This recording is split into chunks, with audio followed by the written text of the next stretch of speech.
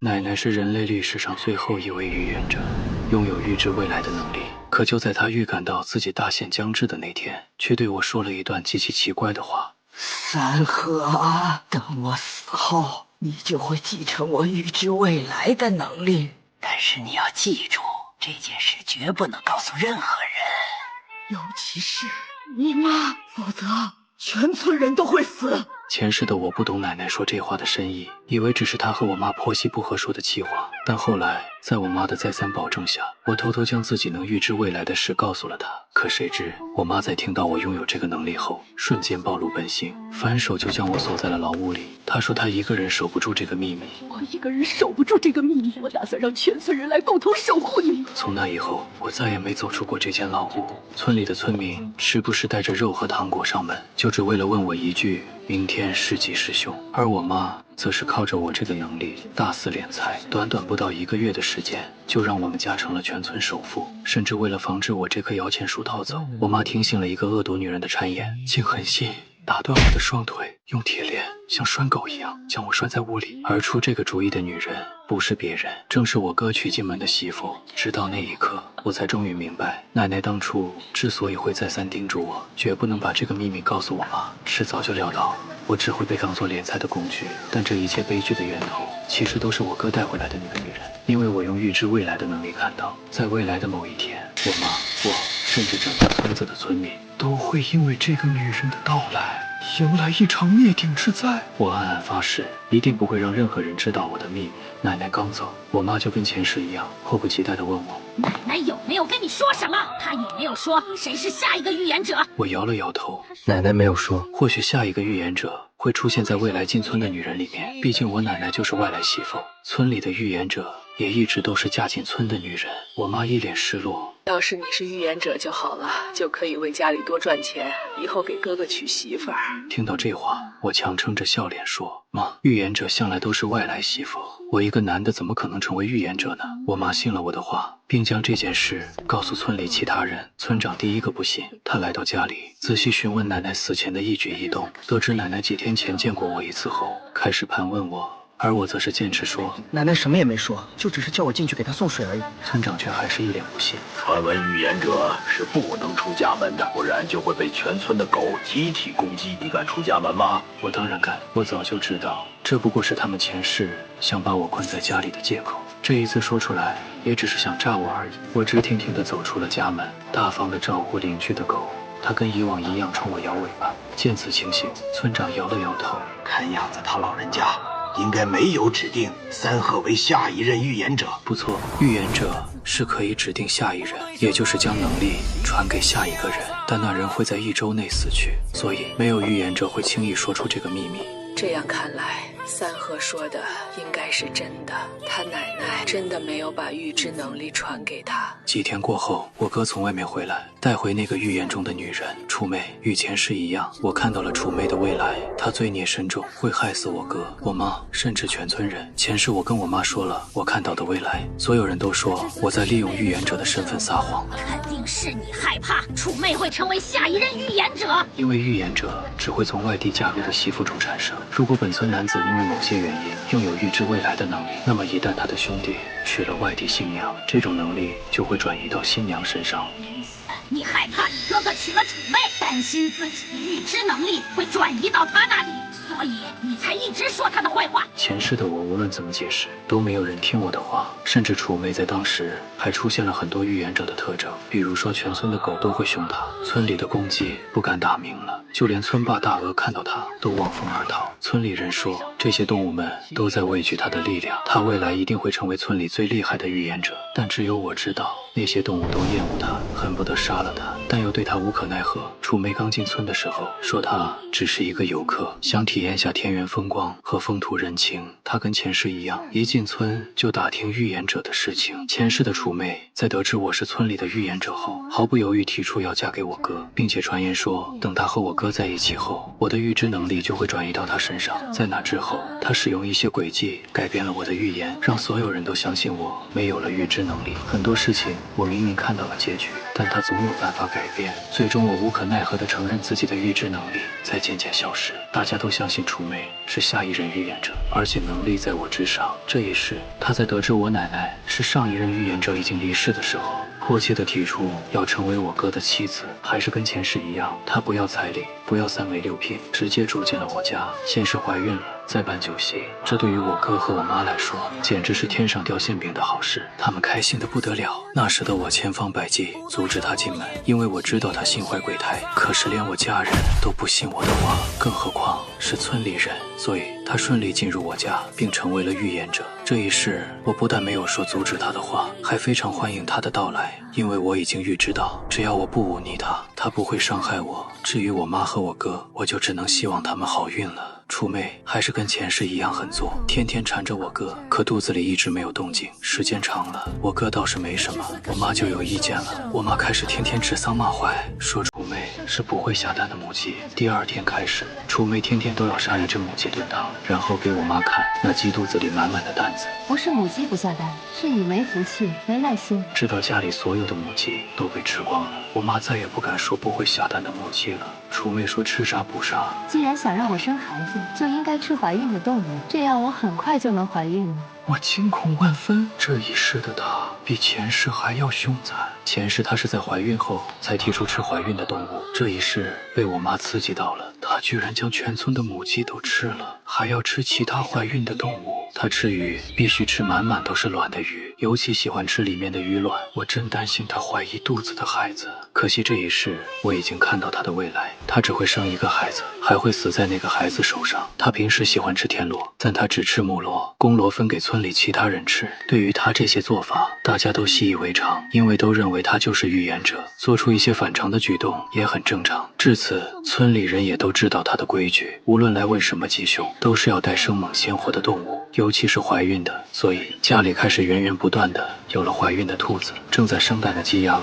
有时候我妈也会心疼，觉得兔子马上都要生小崽子了，要不就是鸡鸭鹅正在下蛋，不如再养养。可她敢心疼哪个？楚梅就先吃哪个。她把我妈的心思拿捏得稳稳的。渐渐的，我妈变得与前世一样，成了楚梅最贴心、最忠诚的信众。有一天，楚梅问我，怎么没看到爸？爸去哪里了？我摇摇头说不知道。随后我问她，不是预言者吗？怎么会看不到爸爸去了哪里？我只能看到未来发生的事情，看不到过去发生的。我知道他并不是真正的预言者，但我的内心涌现出一抹怪异的感觉，好像自奶奶走后，我就能清楚看到未来会发生的事情。而在遇到楚妹以后，我甚至能看到过去发生的一些事情，这是前世没有出现的情况。但是我绝不能把这些事告诉任何人，尤其是我妈，因为我已经看到了我妈的过去。她其实不是我的亲妈，我哥也不是我的亲哥。在我哥5岁那年，奶奶看到了可怕的未来，说我哥将来会为了一个女人导致全村覆灭。我爸却说他愿意担下未来我哥的罪孽。于是奶奶让我爸带着酒去烧了20里外的狐狸洞，然后一路西走，再也不要回来。可我爸在天亮以后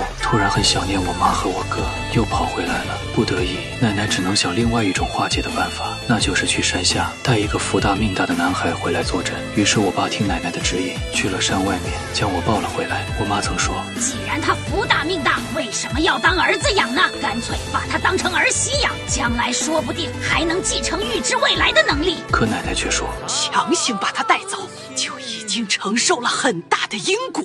如果再让他入赘，虐待他，恐怕到时候全村会迎来灭顶之灾。一开始我妈根本不信我奶这些唬人的话，当晚就把我扔进了山里，想看看奶奶的话是否属实。结果到了那天晚上，一群狐狸诡异地跑进我家里，活生生地将我爸拖进深山中。自那以后，我便再也没有他的音讯。第2天，奶奶在得知此事后说，如果不把他找回来，一旦那些狐狸事后知道是我们为了化解村里的劫难才烧的狐狸洞，狐狸肯定还会回村害死所有人。于是我妈听奶奶的话，将我从山里寻了回来。从那以后，她把我当成亲生儿子养，谁也不敢在我面前乱嚼舌根，因为这会关系到全村人的生死存亡。奶奶为了弥补我，将她预知未来的能力传给我，希望我不要记恨家里人。没想到奶奶这边刚死，我妈就因我拥有预言能力而变卦，竟为钱财将我永远囚禁在这屋子里。后来楚妹怀孕后，她又听楚妹的话，打断了我的腿，并将我拴了起来。所以当后面的灭村灾难降临时，我只能眼睁睁地看着全村人中毒发疯。最后我放了一把大火，将楚妹以及她生下的孽种一起烧死。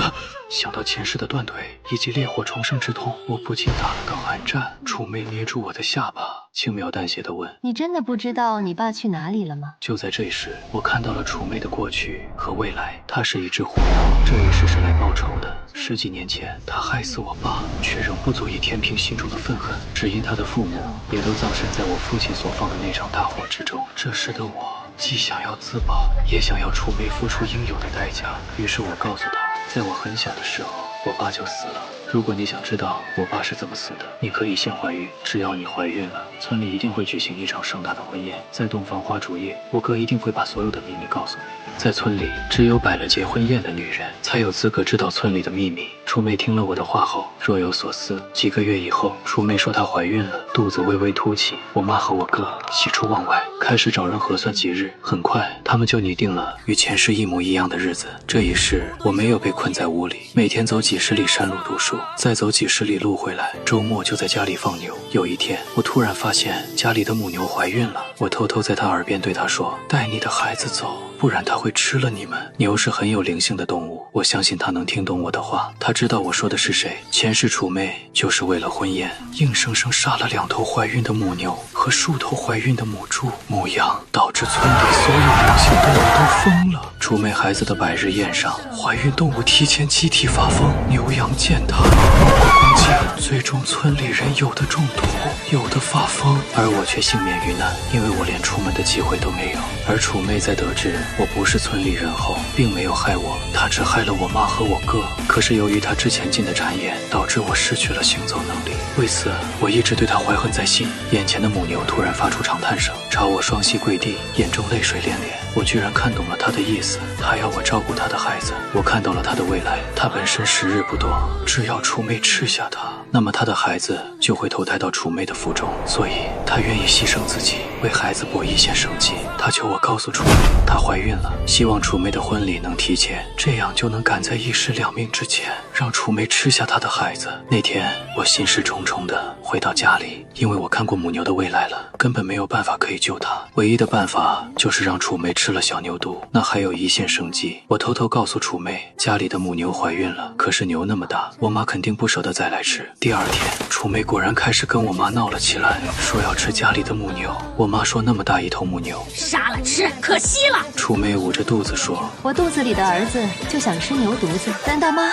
不想以后的孙子跟小牛一样壮吗？”我妈只好同意了。然后将我哥的婚期提前，这样就可以杀牛了。由于他们的婚期提前，村里人也不确定挑选的猪牛羊是否怀孕，就随便挑了几头，开始准备婚宴。而楚妹她也吃不了多少，再三强调家里的母牛肚子里的东西给她留着，由她亲自处理，其他的倒也没有强求。婚礼结束后，楚妹跟前世一样，对我的敌意降低了很多。她应该已经知道我不是这个家里的孩子，她开始在我哥和我妈面前给我说好话。他这么大了，天天走这么远的山路读书，多危险呀！不如直接住校多好，这样1、2个月回来一次又安全，对他的学习也有帮助。我知道他这是嫌我在家碍着他了。我哥马上提出：“你这都16岁了，还读什么书？不如按照村里的规矩，给你找个人家入赘得了。”我妈听到这话，却显得有些担忧。她大概是想到了我爸被狐狸拖走时的场景。不能把他强行入赘出去吧？见时机已成熟，我扑通一声跪在他们脚下。我可以去住校，等我以后赚钱了，拿钱回来照顾小侄子。可我妈和我哥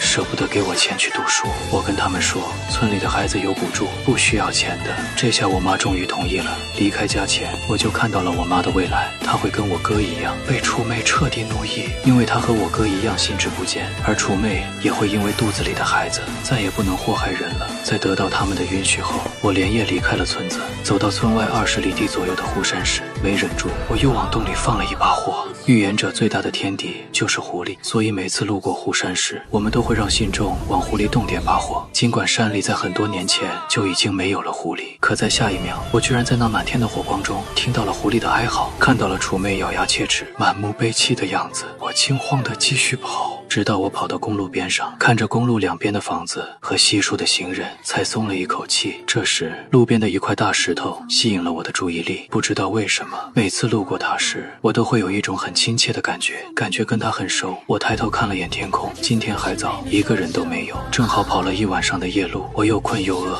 干脆躺上去。很快我就酣然入睡，还做了一个奇怪的梦。梦里一对粗心的夫妇路过这里时，把他们的儿子放在石头上面拍照，走的时候忘记了。等他们想起回来的时候，发现石头上已经没有了孩子，谁也不知道孩子去了哪里。孩子，醒醒！一个男人轻轻摇晃着我，我迷迷糊糊地睁开双眼，却怎么也看不清眼前之人。一只冰凉的大手放在我的额头，好舒服，好凉快啊！这孩子发烧了，应该是贪凉在石头上睡了一晚，赶紧送医院吧。一个低沉的男声在我耳边响起，迷迷糊糊中，我被人抱起来送到了医院。等我醒来的时候，已经是晚上了。一个男人拉着我的手，亲切又激动地说：“儿子，你醒了。”我第一次感到了恐惧和害怕，因为这个男人身上充满了未知，我看不到他的未来。这还是我第一次看到这样的人。我猛地抽回手，蜷缩在床上，不要碰我，我不喜欢陌生人的触碰。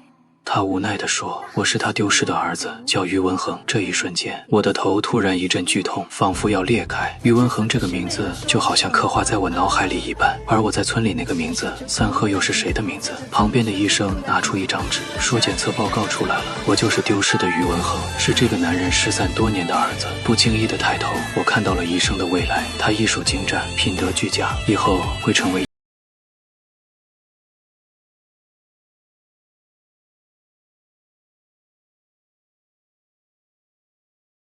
自己亲人和大药的未来，所以他要么是我亲爹，要么就是可怕的大药。随后在我出院后，于豪便带着我前往了别墅，见了其他的家人，一个自称是我亲妈的女人方静，还有是我弟弟的于泽和一个叫于雪的妹妹。我看不到于豪和方静身上发生的一切，但我看到了于泽和于雪的过往和将来。于泽的确是方静亲生的，而于雪是他们在那块大石头上捡到的女孩。将来于泽和于雪会成为幸福的一对。原来每隔一段时间，方静就会去那块石头的位置查看，然后收留在石头上过夜的男孩。或许他们坚信这样就能找回自己的亲生儿子。尽管于豪和方静拿出了 DNA 检测报告，说我是他们的亲生儿子，但我总是对他们亲近不起来，甚至觉得他们还不如村里的养母对我好。怎么会有生母不如养母的呢？何况养母对我也不怎么样，但我就有这样的直觉。我被带回别墅的第一天晚上，好不容易将儿子找回，晚上要跟我睡，有好多心里话想跟我说。尽管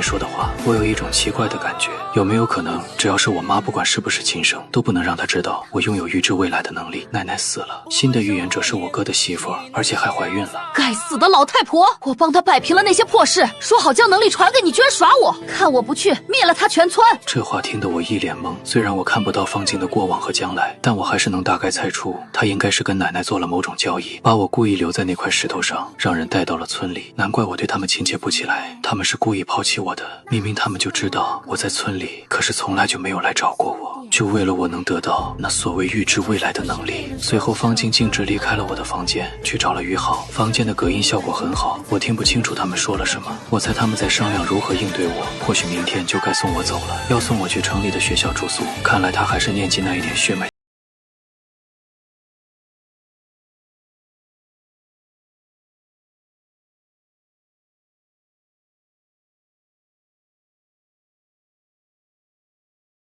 我点了点头，回去是肯定要回去的，我还要去看楚妹的结局呢。按照我的年龄，应该读高一了，但是以前的教学水平有限，不如先读1年初3，然后再上高中。可我坚持读高一，并且觉得自己能通过入学考试，因为我只要看到题和周围的人就能预知答案，所以我并不怕有什么难度。而结果也正如我所料的那样，在入学考试中，我利用预见未来的能力，提前知道了答案和高中的录取分数线，轻松的以堪堪过线的分数被录取了，为我办理了入学手续、身份证和银行卡。在第一次月考结束放假的时候，方静带着我和于雪去了村里拜访我的养母，她带着一大堆的礼物，说要感谢她对我的抚养和照顾。而当楚妹看到方静的时候，却有些愣神。在她的过去和未来里，我没有看到方静的出现，但她看到于雪以后，眼里出现了恐惧。随后我看到了楚妹和于雪的过去，她们居然是母子，都是狐妖。于雪是被楚妹放到那个石头上的，为了活命，她不得不将她的孩子留在那个石头上。而她来村里的目的就是报仇雪恨，并在得到预言者的能力后重新找回于雪。此刻我感觉我的脑子已经彻底凌乱了，这都是些什么事？在见到楚妹后也没说什么话，只是在看楚妹的肚子时，她的眼神很怪很凝重。我不知道她是不是看出了什么，但是她最终也没跟楚妹说话。那天晚上我们留在那里吃完了晚饭，饭桌上方静问清了楚妹的预产期，说等楚妹生了孩子再来拜访他们一家，然后她就带着我和于雪走了。此刻的楚妹还想跟于雪多说2句话，不过她似乎很怕方静，最终话也没有说出来。回去之后，我发现于雪的未来正在发生改变，之前还是明媚的，将来会成为于泽的妻子，可这次以后，她的未来变得模糊不清，就连于泽的未来也变得模糊不清。我不知道是我的预知能力开始消失，还是被干扰了，但是我始终表现得很正常，就好像什么都没有看到。回到学校后，我发现学校里每个人的未来都没有发生改变，这才意识到我的预知能力还在。楚妹的预产期越来越近，而方静在临近预产期那天，给我和于雪请了假，带我们去了村里。只见楚妹的肚子很大很大，看起来就好像怀了多胞胎。楚妹应该生不出来孩子了，不如将她的预知能力传给三鹤和雨雪中的其中一人。瞬间一种不祥的预感涌上我的心头。楚妹的目光看向了我，我在她眼中看到了2种未来，一种未来是她将预知能力传给我，然后全村人都会死；另一种未来，她把预知能力传给雨雪，然后她会死去，雨雪会嫁给于泽。不过村里的所有人同样会死，但是雨雪在被发现没有预知能力后，村里的人将会重生，重新筛选预言者。这下我终于知道自己是怎么重生的，是方静。楚妹刚要张口指出将预知能力传给谁时，她的腹中一阵剧烈的胎动，口中不由自主发出凄厉的尖叫，疼痛让她无法说出接下来的话。方静跟我养母说她会接生，随后便把我们都赶了出去，并关上了门。她让楚妹先把预知能力传出来，就会出手救她。可是她腹中的胎儿似乎意识到危机，不断挣扎，最终一缕金光从楚妹腹中飞出，落到地上，变成了一个长着牛角的小孩。在那一刹那间，我的脑中浮现出这个小孩的过去与将来。他是魔牛，是从母牛腹中转移到妖狐腹中的孩子。很快方静便意识到什么，想要出手灭了他，但也就在那一刹那，我不知从哪里来的勇气，冲进房间就抱住了那个小孩，将他护在怀里。方静见状也不好做出啥出格的动作。与此同时，床上的楚妹发出痛苦的尖叫声，最终她化成一只狐狸躺在地上。房外的养母听到声音，赶忙推开门冲了进来，可她看到的场景却是吓了她一跳。此刻我的怀里正抱着一个2、3岁大长着牛角的小孩，病床上楚妹不见了，地上还有只死狐狸。狐妖来复仇了！随后便往外面跑去。我哥也在这时抱着一只母鸡从外面走进来。妹儿，我走了好远的地方，给你买了只下蛋的母鸡。可当他看到地上的狐狸时，我要来复仇了！转身便往屋外狂奔。而这件事很快就在村子里传开，村里人聚众，带着锄头、镰刀、耙子聚在了我家门口。方静则是拎起地上的死狐狸，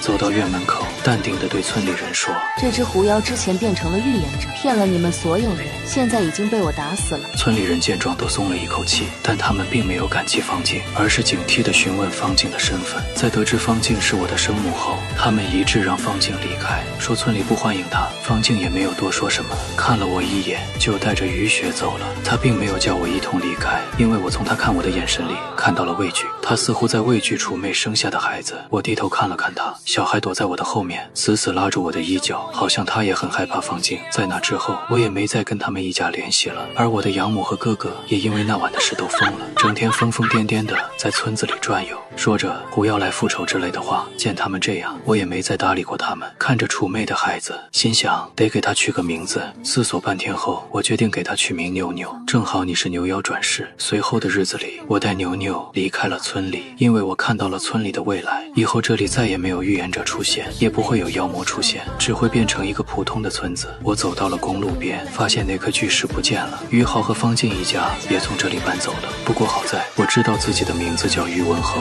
有了自己的银行卡和身份证。在来到城市后，为了能在这里立足并生活下来，我急需一笔钱来改变现状。想到了自己拥有预知未来的能力，我径直走进了彩票店，买了一张彩票，直接中了1个亿。靠着这笔横财，我买了房买了车，给我和牛牛上了户口，并把牛牛送到了幼儿园。而我自己也开始了我的求学之路，重新回到学校读起了书。不过一直以来有个问题时常困扰着我，那个叫于豪的男人应该真是我的亲生父亲吧？毕竟那份亲子鉴定报告是真的，但那个方静到底是大妖还是我的亲妈就不得而知了，因为我从来都看不透的。但我知道他们永远都不会再来找我了，我也不再拥有父母了。但此刻这些都不重要了，生活还得继续，过去的事就让它过去吧。现在我有牛牛就够了。